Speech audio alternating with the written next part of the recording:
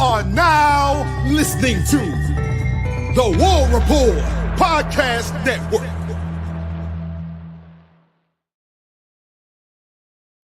Back to the College Loop Podcast. I am Dylan Larck, your boy Tank on Twitter in the wrong camera format. There we go.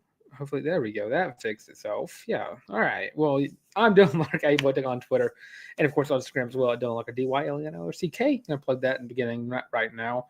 But here to talk to y'all about the latest in Auburn athletics news, everything that has transpired over the weekend, which is a lot. We have a loaded show today, starting off with Auburn basketball, and of course there's an elephant in the room in terms of Auburn basketball conversation. But before we get into that, we're just going to recap yesterday's win versus South Carolina, where Auburn survived in every sense of that word, 66-63, behind the likes of Todd Pettiford, who put up 15 points, led the team in that regard, as well as Miles Kelly, who's right there behind him with 14 points. You had Johni Johnson off the bench with 9 points. Chad Baker-Mazara, 8 points. You had 2 sixes from Dylan Cardwell and Johni Broome, an off day for him before he left out with an injury. Then you had Denver Jones put up 4 points. Ja'Kai Howard got 4 points off the bench with only 7 minutes playing. And then G. Mutz and Chris Moore did not register a point in their limited time coming onto the court. Now, it is hard to guess how Auburn won this game. It was a tough, hard-fought game. Auburn at one point had a lead, and then another point, South Carolina had the lead, and it was going back and forth for a while. Both teams' largest leads were 9 points, and I didn't see Auburn having that. And I think it was the first half Auburn had that lead. But second half, the score was 40-34 in South Carolina's favor, and it was a very weird game to watch in terms of just watching Auburn just struggle to get points, struggle to get rebounds. They got rebounds in this game, 37-33. Free throw percentage, Auburn was 50 from the free throw line. South Carolina is not a very good free throw shooting team, but able to put up 56% from the free throw line. Auburn shot pretty well from three-point line, but 8 of 21.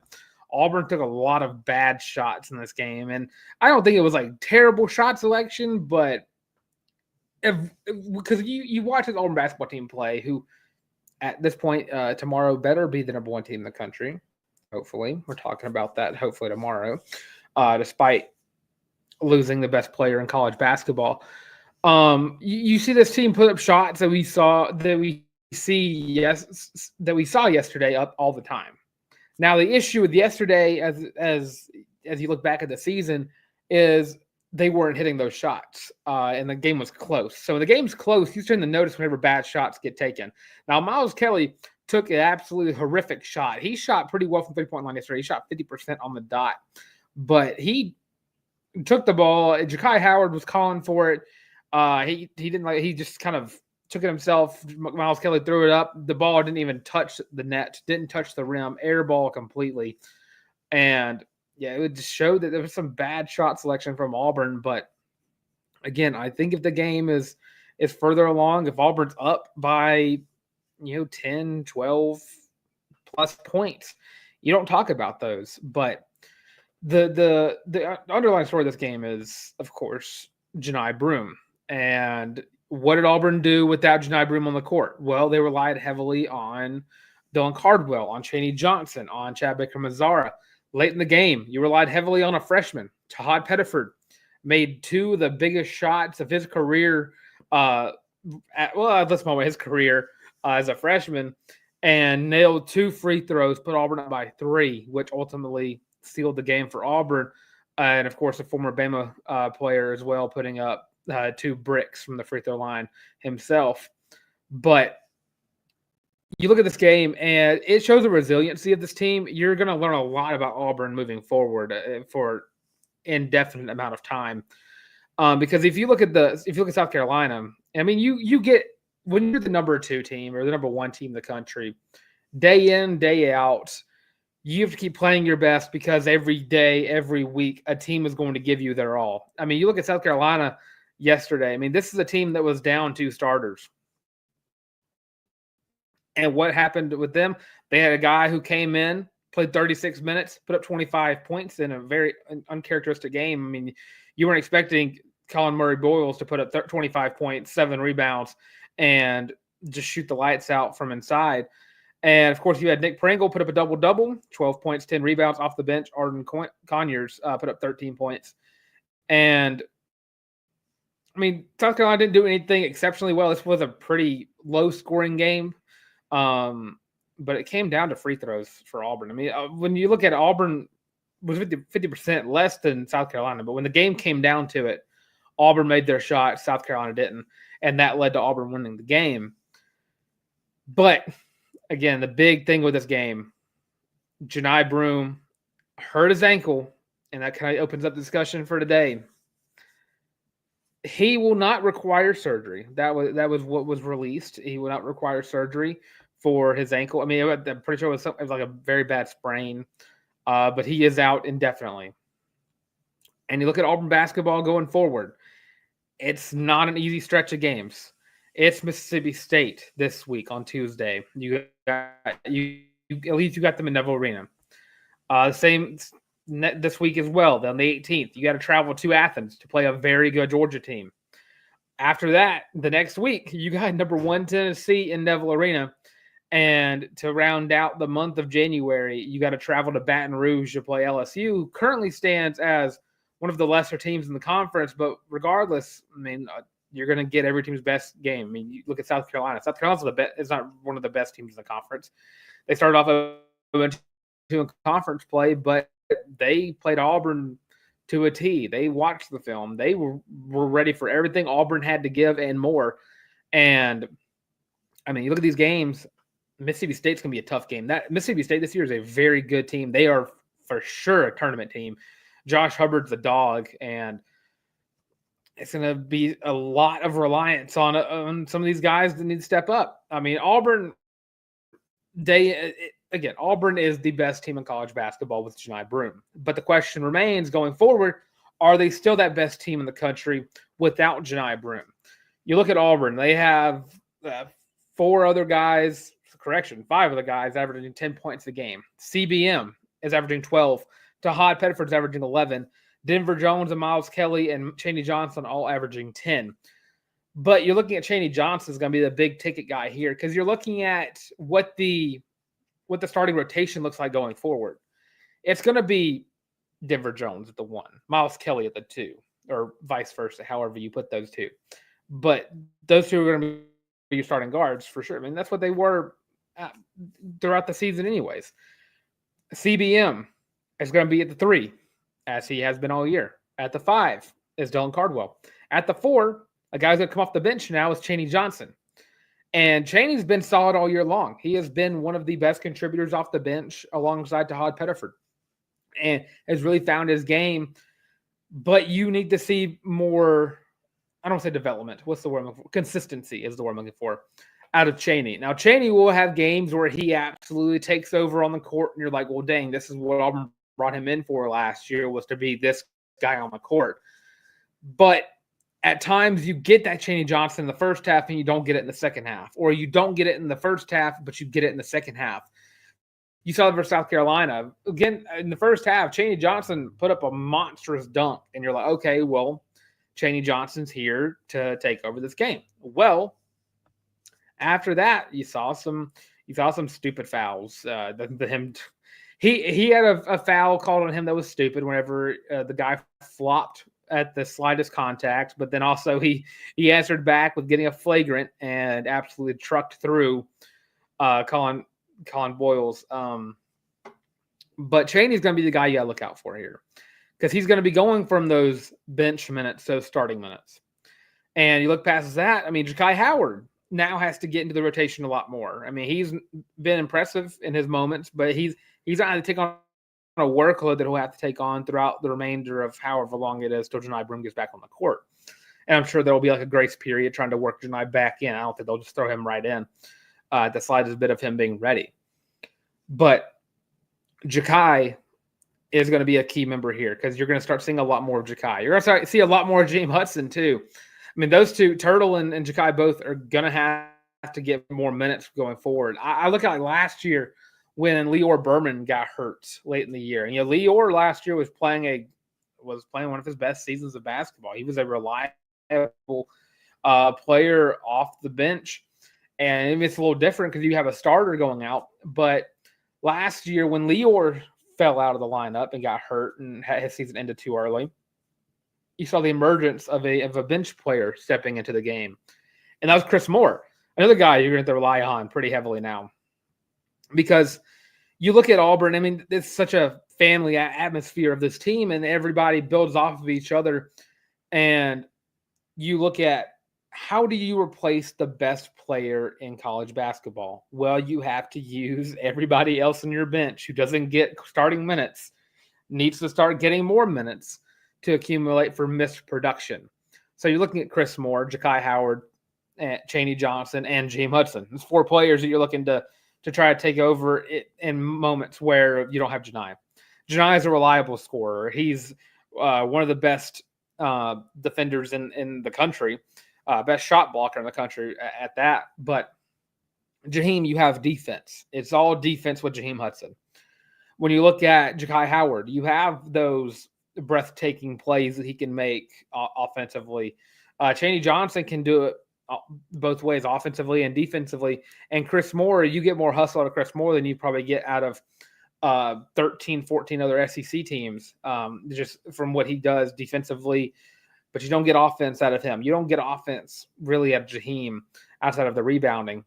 But all these guys have to step up in some way, shape, or form. I fully believe Chaney Johnson can do it. I've seen Chaney Johnson over 2 years. He's developed. He is a dog, and he knows it. The team knows it. BP knows it, and it falls on the guys who don't get all those minutes. I mean, you look at Ja'Kai Howard's averaging 13 minutes a game. He played 7 yesterday. Jaheim Hudson's averaging 6 minutes a game. Chris Moore's averaging 11 minutes per game. And all those numbers are going to go up going forward. So, is Auburn the best team in the SEC without Johni Broome? That's to be determined. We'll be previewing the games throughout the week. Mississippi State, of course, starts tomorrow. And that one's going to be a tough one. The ending of January is going to be a tough stretch of games if you don't have Johni Broome. Of course, indefinitely means we don't know how long it'll take for Johni to get back on the court.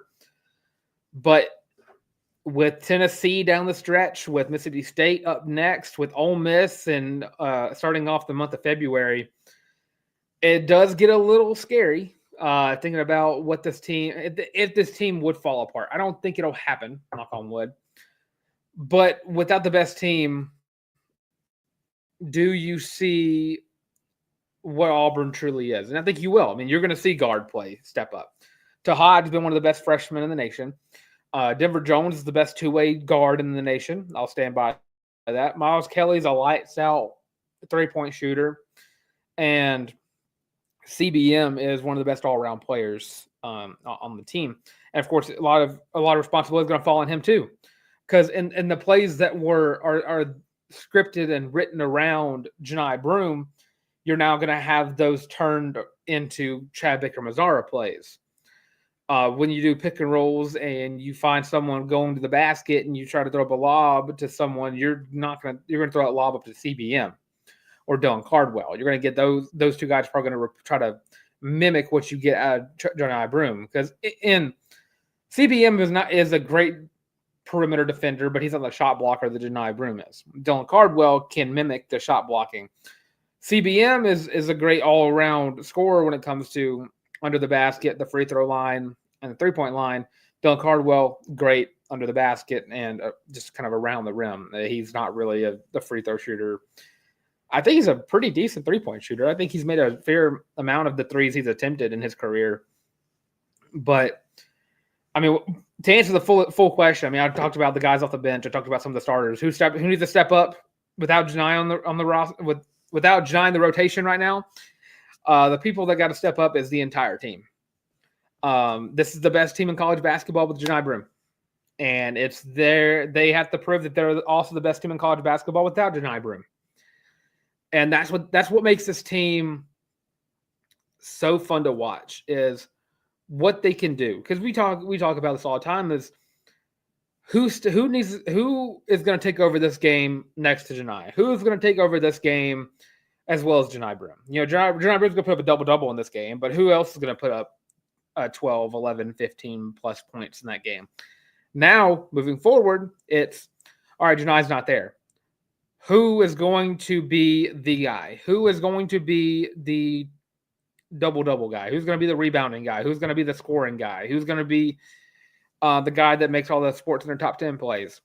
That's what you got going forward, is who is going to be the guy going forward. And with a 10-man rotation, or like an 11-man rotation, really, 11 or 12. The schematics are not, it's fully important. But instead of it being who is the guy, it's now going to, with who is the guy in regards to Johni Broome, it's now, look at these guys. Look at the guys stepping up for Johni's absence. Todd Pettiford, Denver Jones, Miles Kelly are going to have to be relied on to score a lot more, because you don't have those reliable twos that you got from Johni Broome. I mean, you even saw versus South Carolina in the fact that Johni wasn't having the best night. Johni only put up 6 points again in the minutes that he played. He was not shooting well at all. I mean, you look at the South Carolina game, and I think he was like 1 for 7, 2 for 8, something around that line. And people stepped up. But Auburn was down in that game, and they needed guys to make momentum happen. Johni Broome was 3 for 11. There you go. So you look at guys, this team can do it. I fully believe this team can do it, but you have this tough stretch of games down the line, and the SEC is the toughest conference in college basketball. Do I think Auburn's going to make it through the SEC slate or make it through however long the SEC slate is without Johni Broome unscathed? I don't think so. I think you'll lose maybe 1, maybe 2. But I mean, if he comes back for the Ole Miss game, I think we're looking at an Auburn team that now has maybe a loss or 2. I mean, Mississippi State's a tough game. I think Georgia traveling to Athens is going to be a very tough game. I mean, you're talking about a Georgia team that probably should be ranked. And they're 2-1 in the conference. They're 14-2 on the year. This is a team that beat Kentucky just last week. So I mean, this Auburn's got some tough teams up ahead, and this is a tough stretch of games to have to go through without Johni Broome. But if any team can do it, if you go back through all the BP teams, I talk about this, how good this team is just in general. If you go through all the BP teams and you take out the best player and you kind of look around and see which team does the best, I think this year's team is well-rounded enough to make up for it. But it still is going to hurt going down the line. So who steps up for Auburn basketball without Johni Broome? Everybody has to. But you're going to be looking at mainly the guys who are going to be starting in place of him, which is going to be Chaney Johnson. And CBM's going to be getting the main focal point of the offense when it comes to getting the half court. So that being said, that does it for Auburn basketball's conversation. We're going to go to a quick little break. Other side of this break, we're going to talk about Auburn football getting a 4-star wide receiver commit yesterday, as well as some women's basketball and some Auburn gymnastics. So stay tuned, and we will be right back. Are you tired of having to rummage through just clothes after clothes after clothes looking for something to wear? Are you tired of your friends making fun of you for your terrible fashion sense? Well, do we have the shirt for you? Go to thewarreport.com, get your laptop out and do it right now. Go to the shop and get your very own Feelin' Loopy t-shirt as well as your college loop hat, and you can get both of them for only $25 each. Plus shipping and handling, of course. But with that, now back to your regular scheduled program. And of course, that's available on thewarreport.com. I checked it this morning. It was actually the second page for both those items. So go to thewarreport.com, click shop, get your very own Feelin' Loopy t-shirt and hat today. Most comfortable items you'll wear in your entire life. But really, the merch is like the fourth best way to support the show. The best way to support the show is, of course, by commenting, by subscribing, by liking, mixing it up a little bit. Let me know who in the next 5 games, that being Mississippi State, Georgia, Tennessee, LSU, and Ole Miss. If you don't have Johni Broome, what is Auburn's record throughout those next 5 games? Let me know in the comment section below. So don't forget to like and subscribe as well. Cannot overstate it enough. We are enjoying being very close to 1,000 subscribers. It'd be very cool to reach that. I did some YouTube analytics. Apparently, I'll get to 1,000 by my birthday, so it'd be a great birthday present in that regard. So Auburn football lands another 4-star wide receiver commit for the class of 2026 in Douglas County wide receiver Devin Carter, who's a 4-star, number 17 wide receiver in the class per 24/7 by composite, number 4 wide receiver in the class, number 4 overall prospect in the state of Georgia, and by composite again, number 29 player in the nation. Now, what does this look like for Auburn's recruiting class in 2026? I mean, this class is number 6 in the country. You got guys like Hezekiah Harris, the edge rusher, JaMychal Garrett, the linebacker, Shadarius Tootle, who has the best name in the class by far at linebacker, and Wayne Henry, a 3-star safety. You look at the other guys Auburn has. Denarius Gray, 6'2" out of Hollywood, Florida, and now Devin Carter, who we're going to be talking about, 6'1", 175, again, out of Douglasville, Georgia, Douglas County High School. Now, watching Devin Carter, I mean, dude's fast. Dude is lightning quick. I was watching some of his highlights, and a lot of them are him just being faster, outrunning guys. Quarterback throws the ball up in the air, and it just hangs there until, Devin runs under it and catches it. Touchdown. Dude is quick.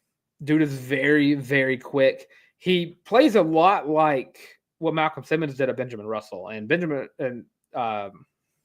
Malcolm Simmons was a dog at Benjamin Russell. He did everything. I don't think Devin Carter's out there punting the football like Malcolm Simmons was, but they play a lot.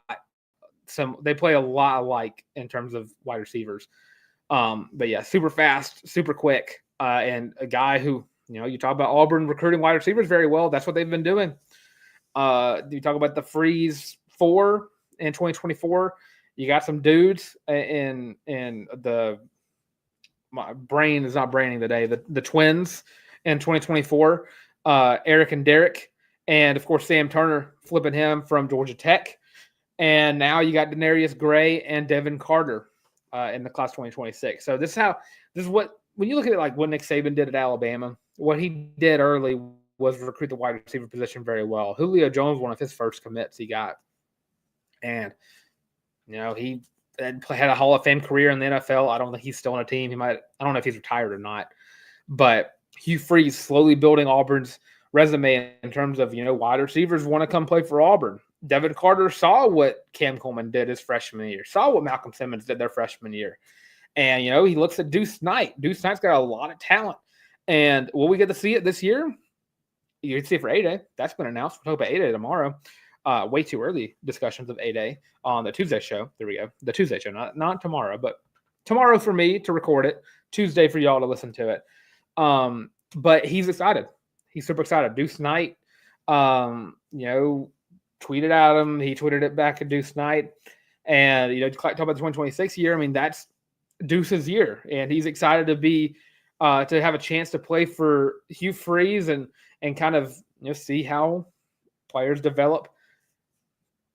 I think you look at Derek Smith, I think he could see the field. Sam Turner, maybe. But I'm not too sure about this last wide receiver class. Auburn does have a pretty loaded wide receiver room this year. But 2026, I mean, you're looking at potentially the last year of Cam Coleman, last year of Malcolm Simmons, the last year of Perry Thompson. If the years go well, of course. I mean, Cam Coleman definitely could probably leave after his junior season. But Auburn's turning into a perennial great wide receiver commitment spot, if you will. But yeah, recruiting is going very well for Auburn football. Transfer portal has been slowing down. There's been a couple of guys who have transferred out of Auburn who've made their commitments. I'm going to try to pull those up just to talk about them because former Tigers. They're not going to Alabama, so I respect their decisions. No matter. But TJ Lindsey has announced that he will be transferring to Purdue. Laquan Robinson has committed to Kansas. Kansas got a dog. Percy Lewis transferred to Ole Miss. Keontae Scott transferred to Houston to go, I believe, play under. I think Zach Etheridge is still at Houston. So, yeah, going to go play under Etheridge there. Caleb Burton is transferring to UConn. Caleb Wooten to Arkansas. And I think I've mentioned all these other players below here. I don't think Darren Reed, I don't think I mentioned. And I do have an update on the Jeffrey Emba sweepstakes. I believe, from what I've seen, I don't know if anybody's ever made this like fully official yet. But I did see someone say he went to SMU. Okay, now I'm seeing it. Yeah. It never officially got, I never saw it announced like on the official On3 page, but I saw SMU's On3 Instagram posted it. But yeah, Jeffrey Emba did not come back to Auburn, but he went to SMU instead. SMU does have a pretty good NIL collective, I must say so. And having an easy road to an ACC conference championship pretty much helps that case. But yeah, great pickup for SMU. I would have loved Jeffrey Emba, but I think Auburn's got some pretty good talent coming in from this last year's recruiting class in terms of interior defensive linemen. So can't be too upset about that. So yeah, no big commitment for Auburn football. 2026 class looking to be just as good, if not better, than the last two recruiting classes have been. And now with that, Auburn women's basketball starting off the SEC slate with an 0-4 start, 0-5 in the last 5 contests for Auburn basketball, starting with Norfolk State loss just a couple weeks ago. You started off SEC play, you lost to Ole Miss pretty badly.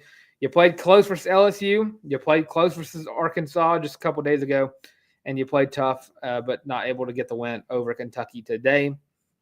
But Deona Gaston still doing what she does best, which is being the best player on the team, as something's beeping around in the kitchen. But yeah, you're still missing a lot of players for Coach J and co. It's tough to win games when half your team is like hurt. That's like the simplest thing I can put it. It's really hard to win basketball games when your entire team is hurt. Talia Scott not back yet. And yeah, it's a tough stretch of games. Hopefully it's sooner rather than later. Marshawn Bostic had a pretty good game today, 18 points for her. Also had 7 assists and 4 rebounds. Deona Gaston, 23 points, 7 rebounds. Celia Sambane, 5 points, 8 rebounds. Taylor Collins had 4 points and 5 rebounds and an assist and 3 steals for her. Marshawn Bostic, I'll try to mention, had 3 steals as well off the bench. Audia Young was the only one that really put up any points off the bench. 5 points, 2 assists, 1 rebound, and a steal.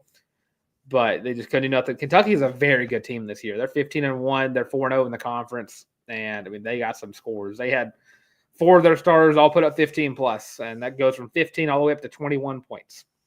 So, yeah, very, very tough stretch of games. It does not get any easier going down the stretch. This week you play Texas, who's number 5 in the country. Hopefully sooner rather than later for you to get some of these players back, but not looking too hot right now for Auburn women's basketball. But this team when the team is healthy, they can be really good, and they're always going to be tough to beat no matter what. But if they can just get healthy, the season will just completely flip-flop.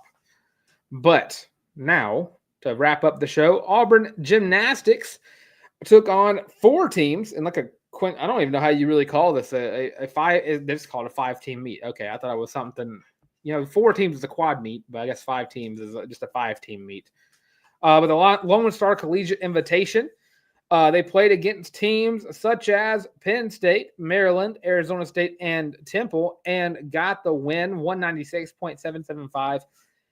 And I think second place was Penn State. Auburn beat them by 0.6. You beat Maryland was 195.4, so you beat them by 1.3. Arizona State, you beat them by 2 whole points, and Temple, you beat them by 4 points. Auburn did this by having a completely well-rounded attack. Started off on bars. Auburn's always been pretty good at the bars. 49 points total out of that. Your lowest score was a 9-7. But Caitlin Jong had a 9-9, which is a great start for her career. I'm blanking on who's all the freshmen on here because Auburn has a fair share of freshmen who are starting off their their career for the Tigers. And yeah, Caitlin Jong is a freshman.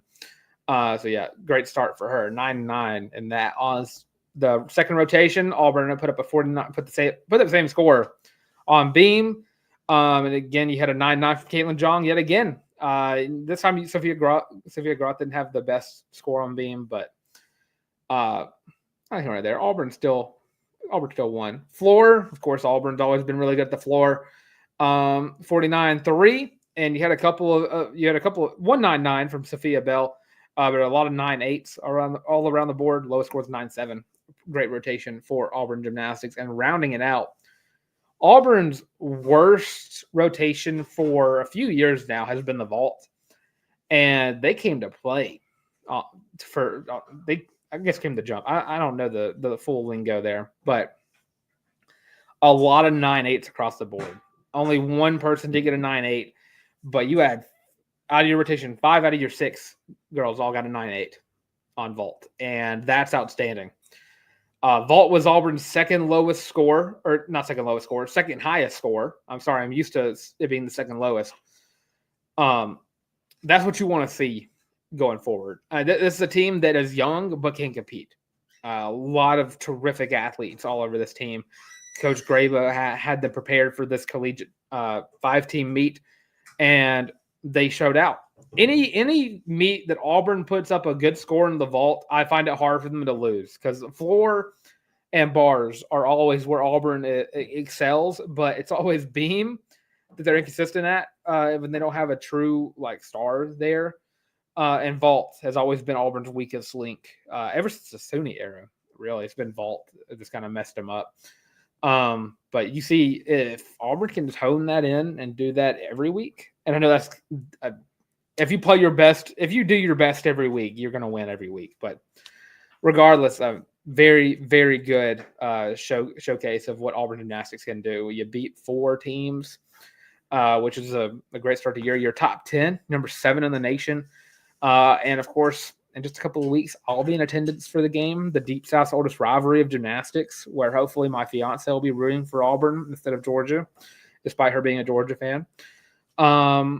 But regardless, super fun. Gymnastics starting off to a great start. Auburn softball, Auburn baseball starting off in just under a month now. So getting super excited about all the spring sports starting up. Auburn swim and dive is going on. Auburn track and field is about to start soon.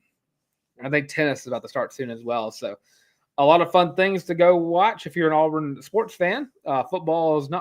Football makes fall not fun, but there are plenty of sports to make spring a fun time for Auburn athletics fans. So that being said, thanks for watching some of the College Loop podcast. I'm Dylan Larck, AWT on Twitter. Of course, you have me on Instagram as well at Dylan Larck, DYLANLARCK. And you'll be right here on the College Loop, where you should like, comment, and subscribe.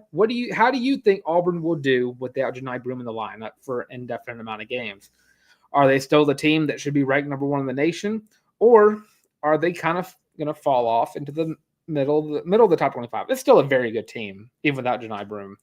But Johni, of course, brings them that extra level that they are. And of course, don't forget to share the video. Why not? Do that as well. Check us out on social media platforms, all of them: Twitter, TikTok, Facebook, Instagram, the works, all those at The College Loop. Audio versions of the show on Spotify Podcasts, Google Podcasts, and Amazon Music.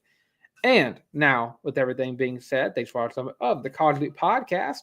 And as always, War Eagle.